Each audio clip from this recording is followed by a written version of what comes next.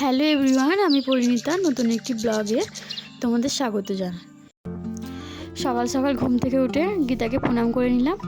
তারপর সকালে যেটা আমাদের মনে পড়ে, প্রথমে ফোনটা একটু চার্জ করাতে হবে, তাই আমি চার্জ দিয়ে দিলাম।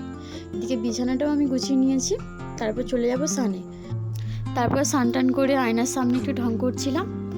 তারপর গোপুর জন্য বানিয়ে নিলাম একটু খিচুড়ি, সোনাকে খেতে দিয়ে দিলাম। দেখো কী কী রয়েছে খাবারে। তারপর দুজন মিলে চলে যাচ্ছি বাজারে একটু কেনাকাটির উদ্দেশ্যে। বাজারে যাবার পথে গাড়িটা একটু সার্ভিসিং করে নিচ্ছিল। এই যে দেখো, গাড়ি মানে তার প্রাণ, আর কি বলবো। তারপর আমরা বাজারে গিয়ে নিয়ে নিই মায়েদের জন্য দুটো শাড়ি। এই শাড়িগুলোই আমরা দেখছিলাম। শাড়িগুলো মোটামুটি আমাদের ভালোই লেগেছিল। এরপর চলে যাই সাজের দোকানে, কিছু সাজ নেবার ছিল।